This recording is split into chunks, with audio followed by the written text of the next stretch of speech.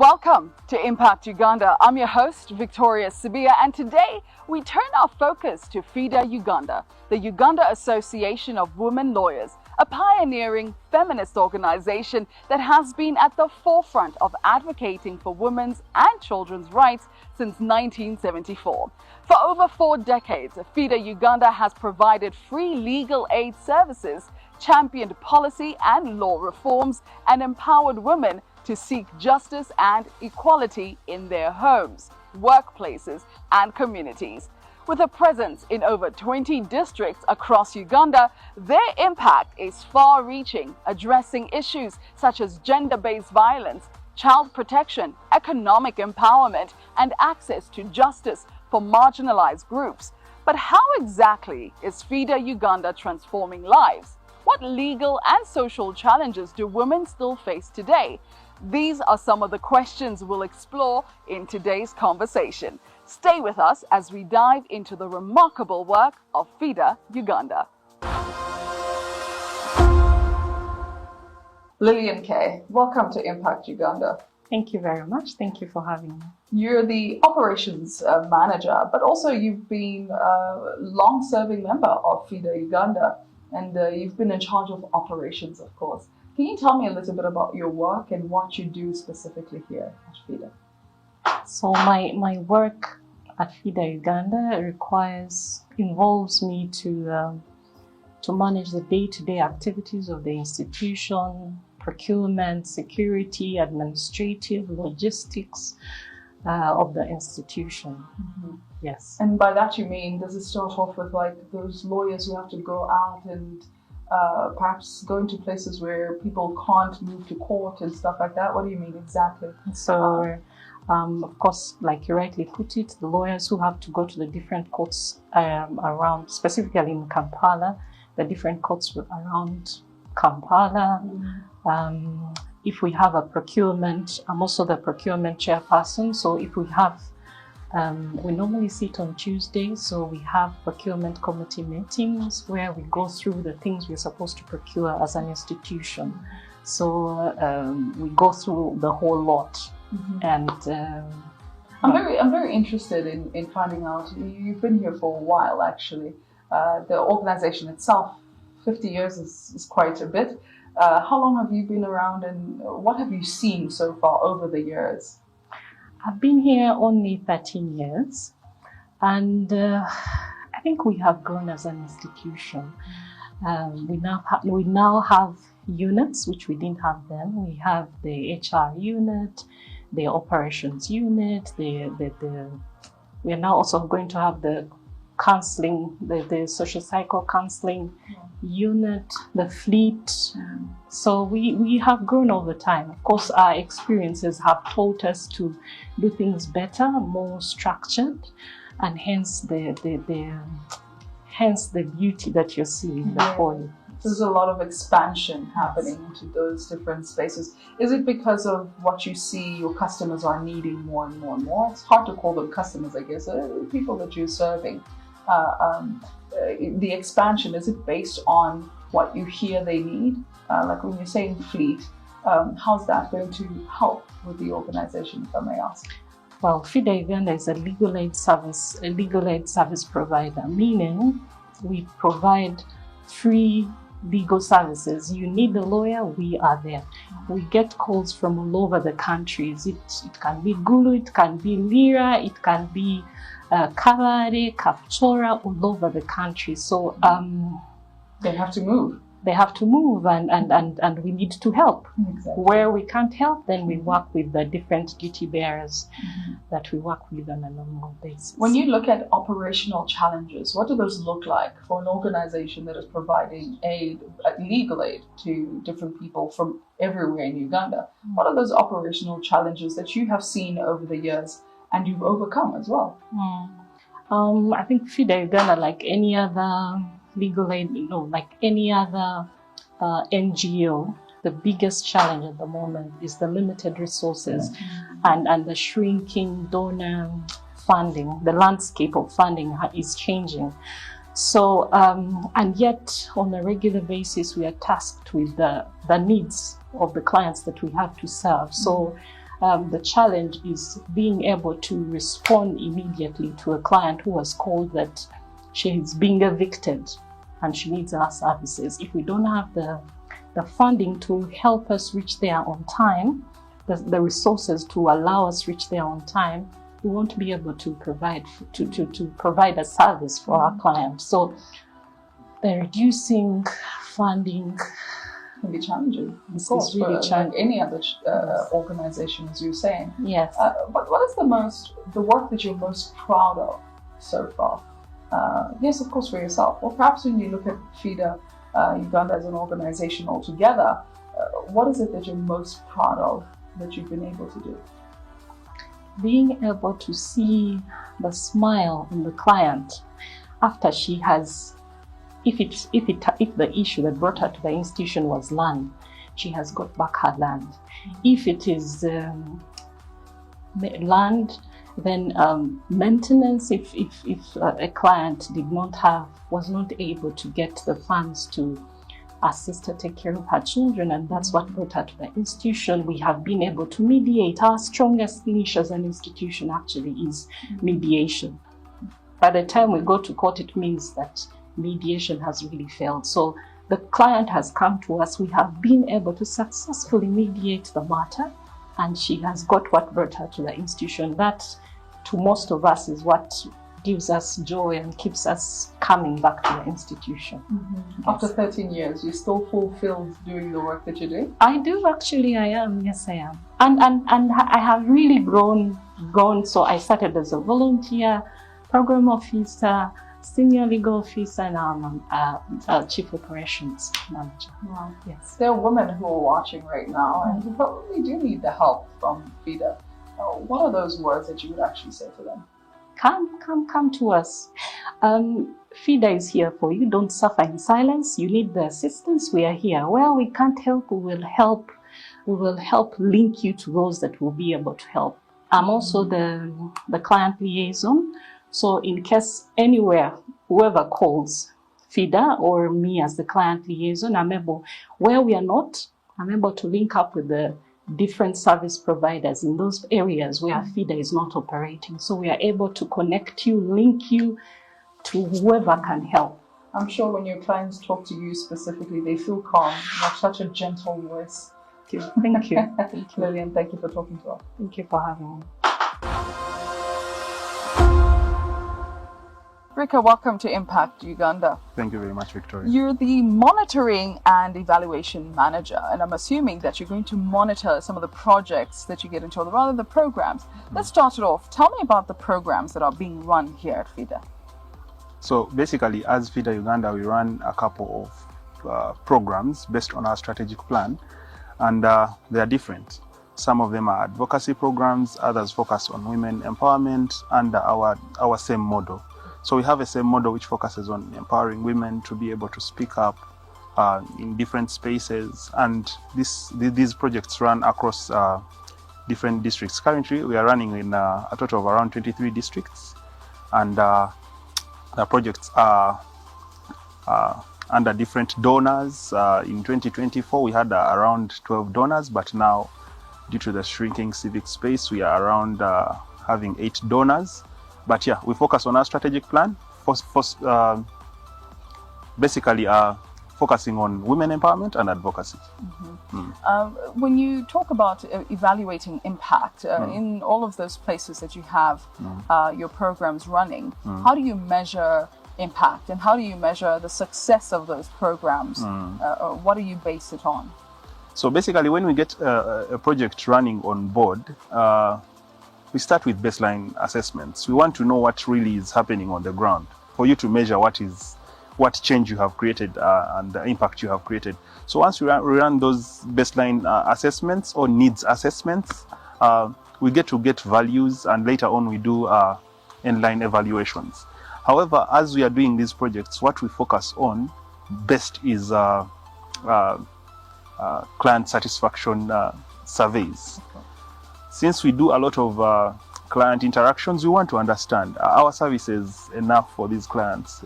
Are they satisfied with our clients? We do stakeholder engagements, we do advocacy meetings where we get different voices of what our stakeholders think about the kind of work we do. So basically, that's how we measure our work. And in terms of how we do work here at FIDA Uganda, during the quarters, we also record success stories. We want to hear what people think about our work. Once we go to communities to monitor the kind of work we are doing, even the people who are in the field, we pick success stories. Is this work creating a change? We might be here in Kampala thinking that work is creating a change down there, but it's negative. Absolutely. Thank you so much for the work you do. You're much welcome. After the break, we'll delve deeper into FIDA Uganda's mission to promote gender equality through, of course, the advancement of women's and children's rights. We'll explore how their initiatives are transforming lives and fostering a more just society. Stay tuned.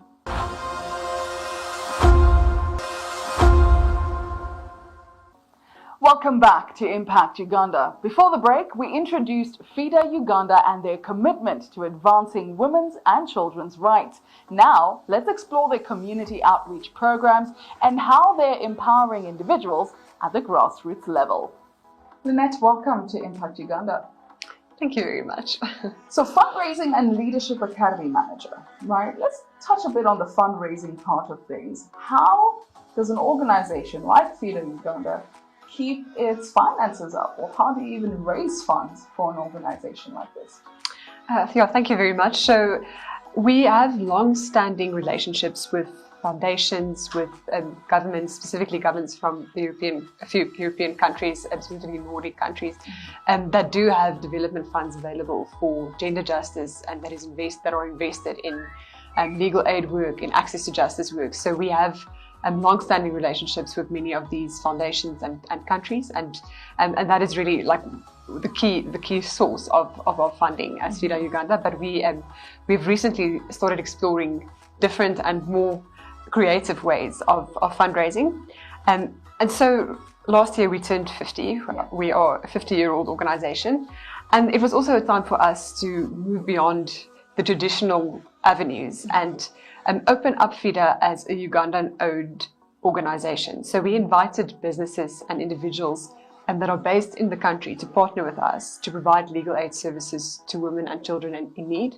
And at the moment, we have opened 2 justice desks, one in Kabale, one in Kitgum, that were not there before. And these justice desks are entirely funded by businesses and by individuals who are based in Uganda and who support our work. So we are shifting our model towards local fundraising and towards looking at really Ugandan ownership for what it is that we are doing in the country.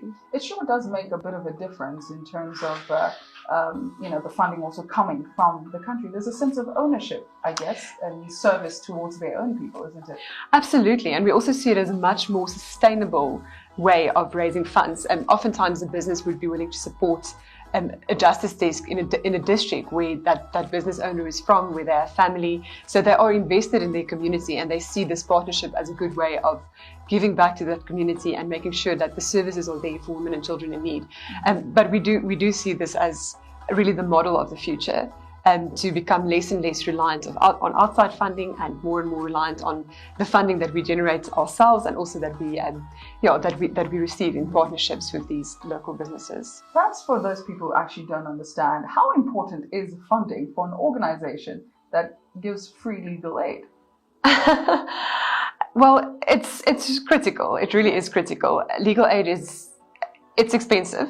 It's expensive, which makes it difficult to fund. It's something that actually would need a significant amount of money.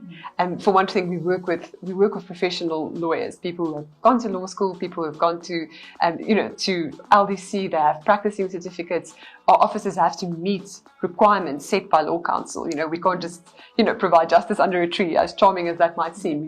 There are certain requirements that we have to meet, and we do need funds for that. There's no way around it. So we try to be as creative as we can to keep the costs as low as possible. But at the end of the day, we do need well qualified and well experienced staff. And and that there is a cost to that. You make a very good point in that I think a lot of the times when people are receiving free things, they might think it's substandard, but you just mentioned that these are real lawyers, very qualified, they have to meet the standards, and of course it's absolutely important. Now, take me through perhaps the Academy of Leadership. Where does that come in? So FIDA, as a 50-year-old organization, we have so much knowledge and so much institutional capacity that we have collected, that we've worked for over the past 5 decades. And we launched the Leadership Academy as the mechanism through which we consolidate our capacity building, our training, our thought leadership as an organization. So we are training women lawyers, community paralegals, women in the justice sector at different levels through this academy. And we've also extended the reach of the academy beyond Uganda, and we have projects running with women lawyers and community paralegals that we are training in Sudan and in Ethiopia. And this is something that we hope to expand to other countries beyond the Horn of Africa as well. And we find creative ways of providing training that meets a specific need and that bridges the specific capacity gaps that we see among our members, among our constituency. We also have a mentorship program for young lawyers. So these are young women who are early career or are just finishing up university, and we pair them with experienced mentors, women who have walk this road. You can encourage them in advocacy. You can encourage them to brand themselves appropriately, to really make a mark and be who they are in the legal profession, in the women's rights world, to give them that step up so that they can learn certain lessons from others and, not having to learn everything all over again by themselves. We want to see the younger generation go further sooner than what we have gone. And that's also, the Leadership Academy is also the tool through which the vehicle through which we provide that kind of mentorship and that kind of training. It sounds like FIDA Uganda is the gift that keeps on giving, constantly giving and expanding and growing. When you look at, yes, of course, the past 50 years and the years where you have been around, what do you see moving forward? With the funding, with the Leadership Academy, just generally, what do you see moving forward? What does the future look like? What does the future look like? The future is very bright, because the future would have women who are dedicated to this cause, as it has always had. The organization was started by women who had, very little by way of resources, by way of public support, but they believed in this cause, they believed in women, they believed in justice, and that's how FIDA was founded.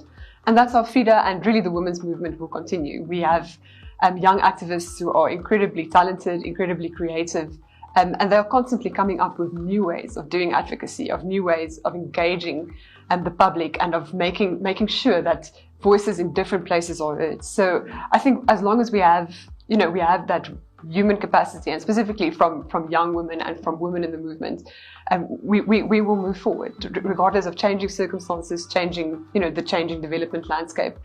We will move. Yeah. If you could talk to those organizations, or perhaps organizations that could possibly partner with FIDA Uganda, what would you say to them who possibly don't know about you but would like to perhaps fund? Okay, so it's always wonderful to share about our work and to share about our impact. Like at the moment, we support at least 20,000 women in a year with legal aid services. And our legal aid service model is an empowering model. So it's not simply women coming, receiving legal aid, like a recipient-giver relationship. We also include in this legal education, skills training, financial skills training. It's an empowering model, and we also train women at the community level on how to advocate, on how to apply basic legal skills, and on how to really fend for themselves, for their neighbors, for their families. So for our partners, I would say that there is so much potential in taking legal aid forward, in finding those sustainable models and the models that we're already applying and working with communities and strengthening communities. So we do welcome support, and we're always willing to share more information about really legal aid or advocacy, all the different aspects of our work. Yeah.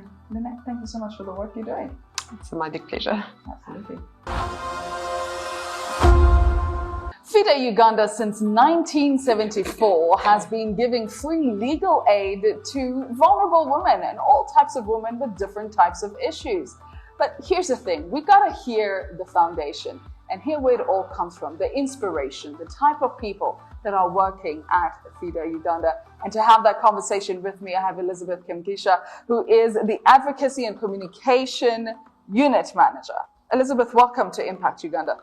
Thank you for having me, Sophia. It's an absolute pleasure. So we had the beautiful opportunity to look through the offices and to be with the people that work there and also hear the stories, incredible stories, and also some of the work that you get to do.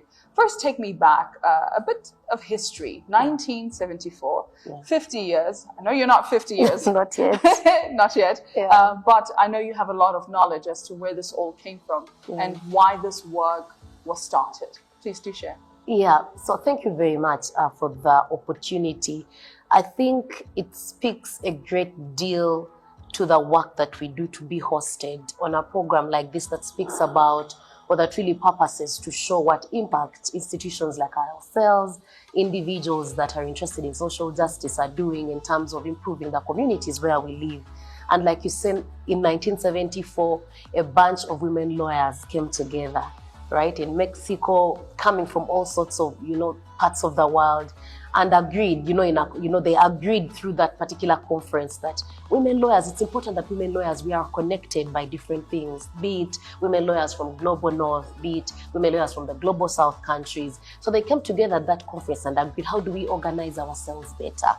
So the dream really came from there of trying to organize women lawyers. And the initial plan of FIDA was to become an association that brings together women lawyers for capacity building, but also to ensure that women lawyers were competing favorably or competitively with other male counterparts. Then when this idea began, there were not so many women lawyers, there were not so many women or girls getting into university to do law. The practice, what we call litigation or going to court, what many of you see, we didn't have many women doing that then. So they thought, how do we then encourage other women to join? How do we encourage those already in the field to be interested in competing favorably with the other men, with the other counterparts who are men in this particular sector? So the dream came from there. How do we support ourselves? Then a little later, right, they agreed that as we bring ourselves together, as we organize, now that we see what we are able to do when we come together, how do we give back to the community? And there is where our dual identity then comes in, as an association that brings together women lawyers, but also as an NGO then. So it's then that the dream of becoming an NGO that gives back to communities came in, to think who would be our target market, who would be our core beneficiaries, who is the person that we see is suffering right now.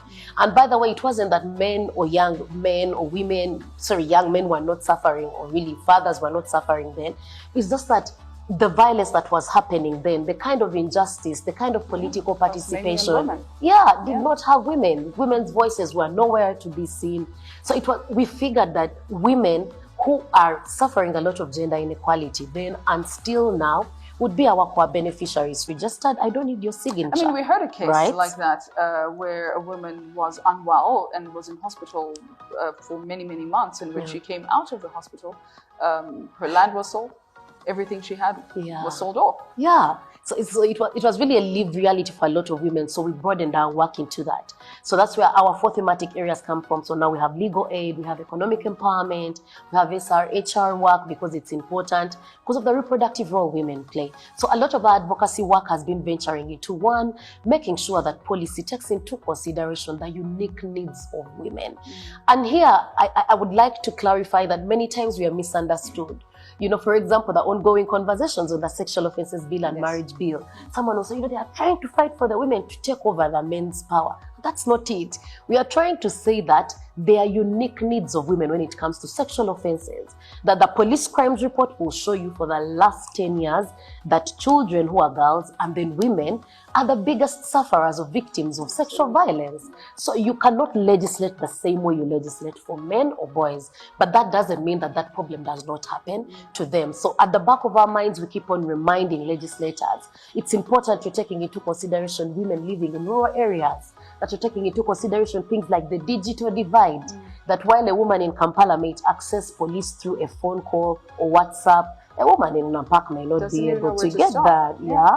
So a lot of advocacy work has been around policy, ensure that policy takes into that unique consideration of rights of women, that it's enhancing protection for children who really depend on their parents for safety, for provision, and ensuring that they grow up as responsible citizens. What are the biggest challenges you face when it comes to advocating for women's rights?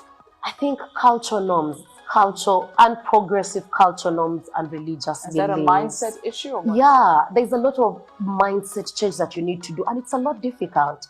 It's been very hard to convince, in our office in Kapchora to say FGM is bad. You're not becoming sweeter. You're not becoming anything. All these things that have been lied to, that there are reports to show there's no benefit from FGM, but they are telling you our foremothers did it, that I need to become a woman from a girl, and it's the cutting that's able to do that. So it's been very difficult to convince people to move away from what they've seen for the longest time. Religious beliefs, in the sense that there's lots of religious provisions, if I could call them, that sometimes restrict how we do work, that restrict how women work. Recently, we're confronted with the matter of Muslim women and Nubian women in Bombo, in Luwero district, who said they cannot engage in enterprises that are not domestic because in their Muslim belief, or at least the part that they practice, does not allow for women to work. Meanwhile, we were on there telling them, form these groups, let's register you. Let's go to URSB, make sure your products are standardized. Then let's apply for in yoga, PDM, or injecting to. They were saying, no, for us what we can do is domestic things. So make a little cassava there, but to what end? Right? So there are certain religious beliefs that are either misinterpreted by communities or sometimes miscommunicated. And sometimes used as a form of abuse. Abuse also, right? That sort of puts back our work. Then another thing is, I think, that reduced I don't want to call it reduced, we've really not had a point where we have proper investment in work on gender equality. While I must recognize the government in passing certain laws, we've seen those that sort of protect women and children, programs like PDM right now that's ensuring women get back money in their pockets, taking into consideration their unique, features. Because women in northern Uganda that experience the LRO are not the same as women in Kampala or women elsewhere. The women in Luwero that were part of the Liberation War are not the same. And these things have a long-term impact on how they relate. So also the fact that we are not deliberately investing more in work around gender equality, in ensuring that the services and the products and the programs the government designs actually reach the intended beneficiaries. So those are some of the challenges that we see. But also, and not in any way the least part, we also see a lot of resistance, right, from either men or communities who may not clearly understand the agenda. We have been accused before, FIDA is trying to separate families, but we are saying if a family is not working and it's endangering the wellness of a child, perhaps let's remove that child from that family.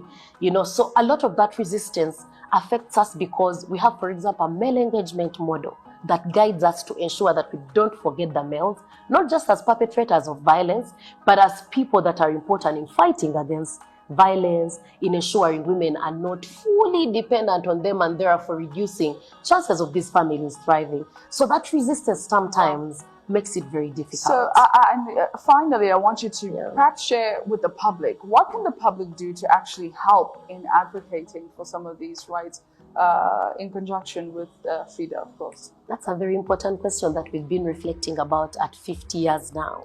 And we had a conversation last year that I'd like to just use to respond to your question. That it's important that we go back to a time where communities recognize their power, right? The power in ensuring, for example, that sexual abusers of children, of women, of boys do not have space in communities. I hold, an opinion that a lot of, and let me use the example of sexual abuse because it's prevalent right now, a lot of sexual violence perpetrators thrive in communities because they know no one is going to come for them. Absolutely. So for as long as police releases you on bond, they know nobody will step on you. They know nobody's going to come and ask why you did thing ABCD. So there's lack of accountability even from communities. To see, we've seen communities where you find a client dead, killed, or a child abused, And the neighbors are giving you, you see, we used to see this every day. We used to see this every day.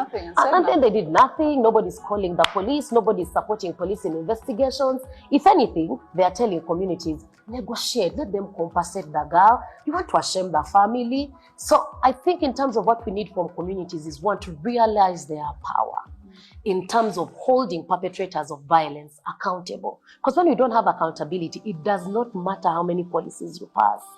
You will not make any headway. Yes. And then maybe secondly, our call at 50 years is for especially men to recognize and collaborate with institutions like FIDA.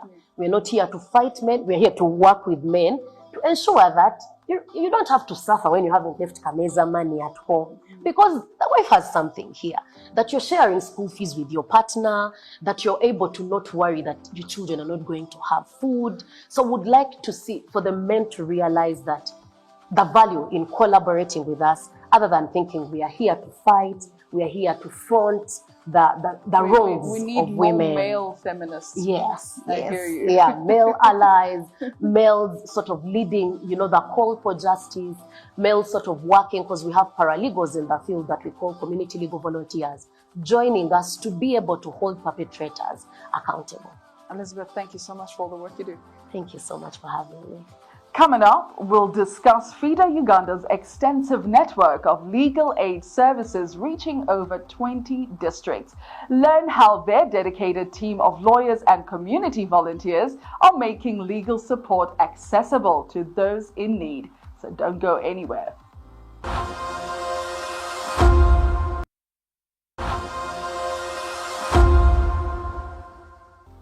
Thank you for staying with us. We've been discussing FIDA Uganda's impactful work in legal aid and advocacy. Next, we'll highlight some of their success stories and the tangible changes they've brought to the communities across Uganda. Suzan, welcome to Impact Uganda. You are the Legal Aid Clinic Manager, and I'm very interested in finding out a lot more about what you do. Particularly, let's start it off with, what are some of the legal issues that you're actually dealing with? I feel like there are things that we don't get to see as regular people. Perhaps you can bring us into it. Thank you so much, and welcome to the Legal Aid Clinic of FIDA Uganda. FIDA handles a number of cases around access to justice for women and children. Mostly we do a lot of civil cases, but in many instances we also do criminal cases. We handle juvenile justice cases because, as our vision says, we also handle a sector of children's rights. So from the civil side of cases, we do a lot of land matters, and then succession, which many put term as administration of estates. Through that, we have been able to help a number of people who come after losing their loved ones, and there is no legal path to accessing property after the death, or there is need for protection, or there is need for proper direction in how to administer the estate. Mm-hmm. But also in civil cases, we handle a lot of custody, and we have so many children that cannot maybe access education, and yet their parents are still alive, or usually out of a split of parents, all these effects come through. So we handle a lot of custody and maintenance cases in the Legal Aid Clinic. But also on the women's side, we do a lot of divorce proceedings for women. Not only initiating divorces, but also as respondents. And while we also take on the civil cases, not necessarily on the separation angle, but the effects that come with divorce are wide. Those include children's rights, how are they protected within all these battles, but also property rights for women within the divorce settings. So we handle those mainly through legal advice, and also maybe the perspective that people have about FIDA is that we only do women rights cases, but we also have male clients. And when we're handling our cases, we do a lot of legal advisory to them. We do a lot of mediations for most of these cases, but also we go as far as court representation.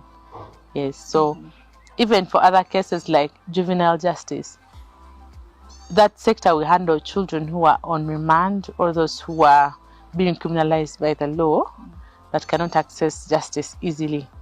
But also on the other hand, well, maybe before I leave that sector, we usually try to handle it through the diversion guidelines that were introduced by the Ministry of Gender, to see that children don't face the law as harsh as adults, even when we know that they are criminals. So we try to see that many cases are diverted at the grassroots before they head to the courts of law.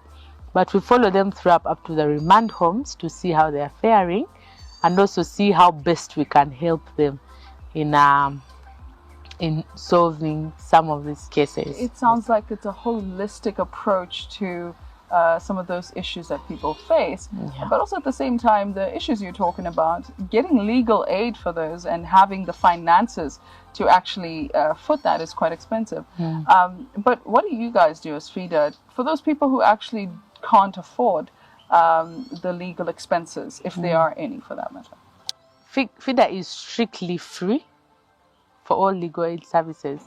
We handle each client depending on the merits of the case, but also the many circumstances surrounding this case. But all our services are free, including the court litigation that is quite expensive in Uganda. Lawyers are really expensive, but when you come to the legal aid clinic of FIDA, you are sure that everything is free. Right from the mediations that we handle, we don't charge anything. Case openings, we don't charge anything. But also when we take the matters to court, we do not charge. We do a lot of free legal practice. And that's because we are donor funded. But even we have those really vulnerable clients that everything is for free, but they'll still not be able to access court because they can't afford transportation to court. So the sector that FIDA handles is it's so vulnerable to the extent that even if you gave them everything free, they wouldn't afford the whole spectrum of justice if you don't cover it all. So at some point then we have to cover what we call transport refund for litigants, that those who cannot afford to come to court, you aid their coming to court, all in a bid to see that they actually get the justice that they deserve. So all our services are free of charge as FIDA Uganda. It sounds life-changing to be able to, when you're facing a challenge and then suddenly somebody comes in and says, we will help you for free. For free, yeah. Tell me perhaps about that one life-changing case that you came across that you thought impacted you perhaps, and also impacted the people that you were serving. Okay. So from our legal aid clinic, we have received quite a number of life-changing cases. Yes. I think FIDA's whole work is life-changing for most of our clients, because from when they enter into that clinic, we have clients that are really devastated. As I didn't mention earlier, but we also do a lot of sexual and gender-based violence cases from the criminal angle, where most times we watch briefing those matters to ensure that the matters are not lost along the way, and yet they have a great impact on a person individually.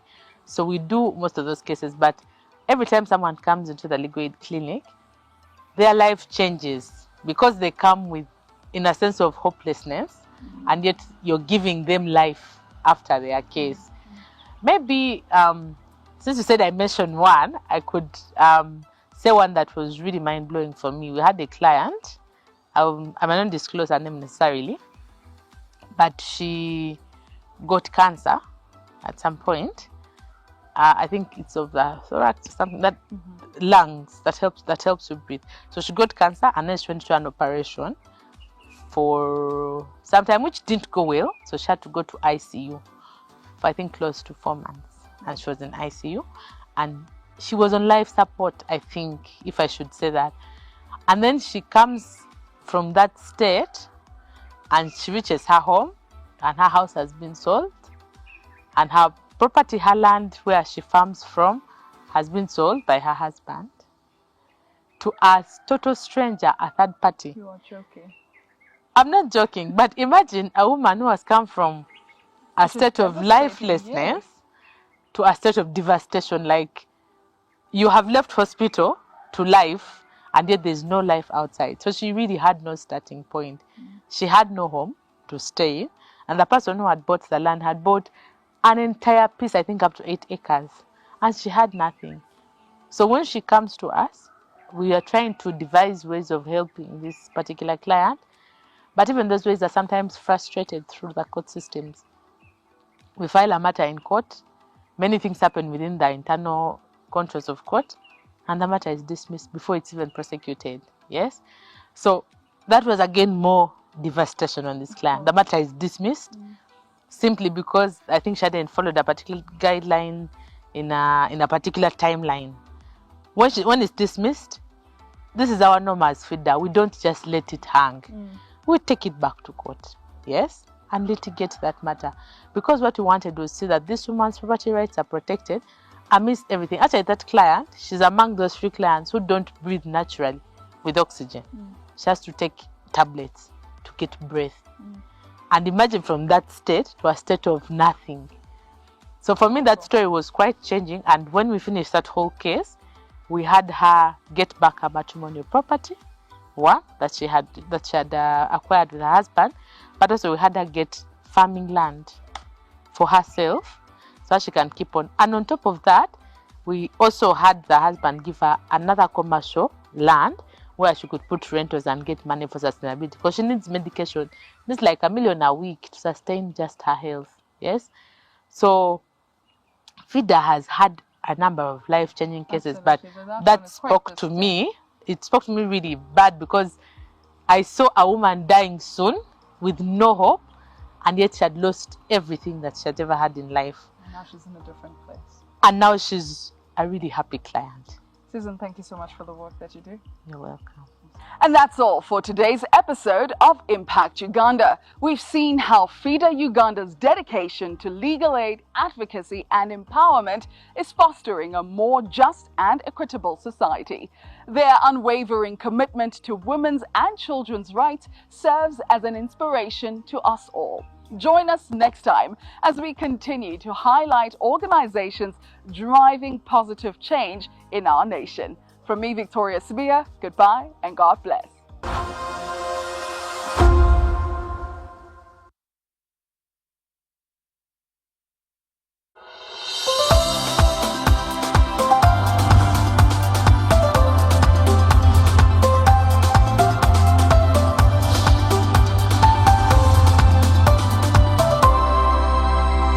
NBS.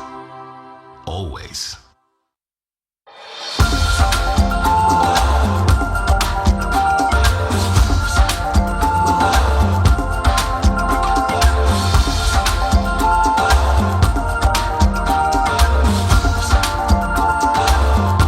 NBS Live at 9.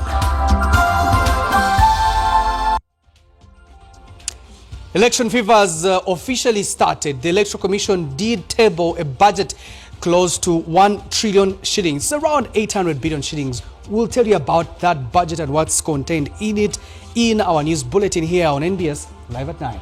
But first, you gotta watch the headlines. President Museveni arrives in Juba for bilateral talks. Will his visit stabilize the fragile state?